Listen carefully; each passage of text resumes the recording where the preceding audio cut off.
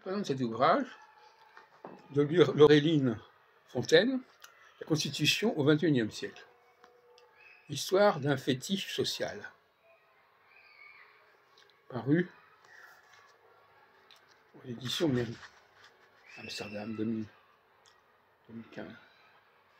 Alors, je n'ai pas terminé cet ouvrage, mais il me paraît très sympathique dès le départ, parce que je me méfie beaucoup des constitutions.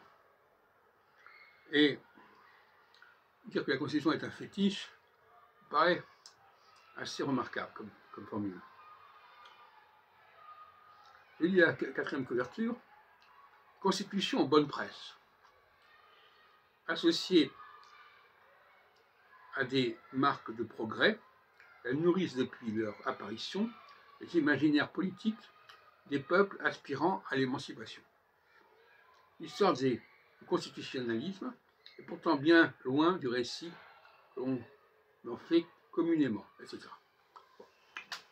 Alors, je vais commenter là-dessus en disant qu'effectivement, que du point de vue astrologique, la Constitution est un faux semblant, typique de la phase 45. Ne connaissant pas les règles de l'astrologie, on invente un substitut, un ersatz. On va dire, voilà, de telle année à telle année, il y aura ceci, et puis après, il y aura cela, sur des bases complètement arbitraires, dérisoires. Donc, la Constitution, c'est l'exemple même d'un faux semblant. On remplace des vraies lois cycliques par des fausses lois cycliques.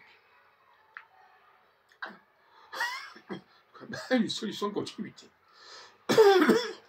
Il faut démystifier la Constitution quand celle-ci n'est pas fondée sur les astres.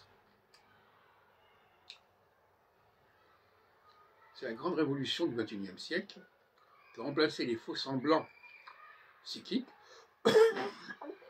les pseudo-cyclicités, par des vraies cyclicités. Et l'astrologie actuelle n'en est pas capable. Il faut passer vers l'astrologie septennale pour pouvoir proposer aux constitutionnalistes un outil valable, un support valable. Il faut comprendre de toute façon que la cyclicité implique une alternance. Et on voit bien que les partis politiques n'acceptent pas l'alternance entre eux. Puisque un parti politique qui a terminé son mandat veut à tout prix se faire reconduire pour un autre mandat. C'est déjà une aberration, quelque part. À moins qu'il ne change de programme complètement, c'est un autre problème.